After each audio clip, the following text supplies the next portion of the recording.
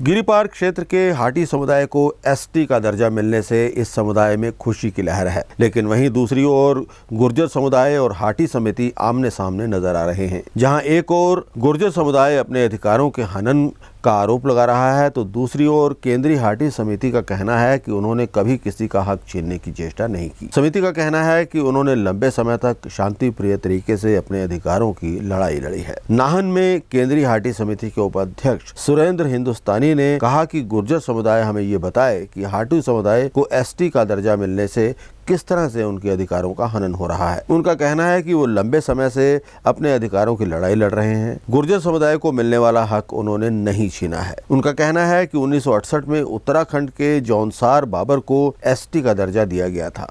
उस समय भी क्षेत्र के हाटी समुदाय ने कोई उग्र आंदोलन नहीं किया और हमेशा शांति बनाए रखी। उन्होंने कहा कि पिछले 55 सालों से हाटी समुदाय के लोग अपने अधिकारों और हकों के लिए शांति प्रिय तरीके से संघर्ष कर रहे हैं। उन्होंने ये भी कहा कि हक मारने की चेष्टा न कभी उन्होंने की है और ना ही उनका समुदाय कभी करेगा। गुज्जर भाइयों ने शायद प्रेस कॉन्फ्रेंस की थी। हमारा किसी से भी रहता, आप देखिए कि जब एसटी का दर्जा 1968 में जौनसार बाबर को मिला था, तब भी हमारे लोगों ने कभी विरोध नहीं किया। आप देखते हैं कि 55 सालों से कभी आपने ये देखा कि भाई ट्रांसगिरी क्षेत्र के लोग क्या कभी सड़कों पे उतरे, क्या उन्होंने कभी उग्र प्रदर्शन किया?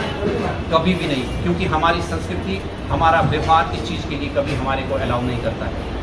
हमारे क्षेत्र के लोग बहुत ही शांत प्रिय लोग हैं। हमने कभी किसी दूसरे का हक मारने की ना कभी चेष्टा की है और ना ही कभी हम फ्यूचर में करेंगे।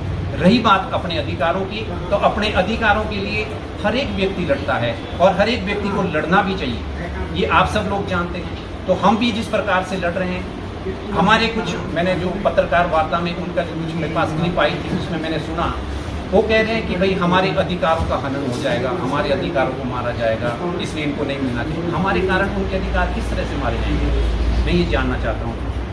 जो भी बजट आता है सेंट्रल गवर्नमेंट की तरफ से, वो जितने एसटी के यहाँ पे लोग होते हैं, उन पर व्यक्ति के आधार पे बजट की व्यवस्था की जाती है। रही बात क्षेत्र की, हमारा जो एरिया है, एरिया बेस हमारा, क्योंकि अभी जस्ट हमारा जो एक पूरा क्षेत्र है ट्रांसगिरी का, वो एक बाउंड्री है, स्पेसिफाइड एरिया है, जिसको कि एसटी का दर्जा दिया जाएगा अभी 7 साल ही। अभी हमारे कम्युनिटी को किया गया है और ये प्रोसीजर होता है एज पर लॉ।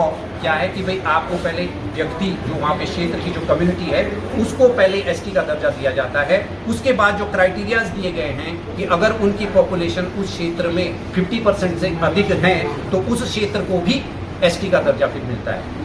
रही बात हमारे जो यहाँ के लोग हैं, जिन्होंने भी जो कुछ भी कहा, हमारा कोई गतिरोध नहीं है। हमारे लिए उसी तरह से वो सम्माननीय है जैसे हमारे क्षेत्र के लोग हैं। हमारा कोई उनके साथ किसी प्रकार का कोई गतिरोध ना रहेगा, ना है।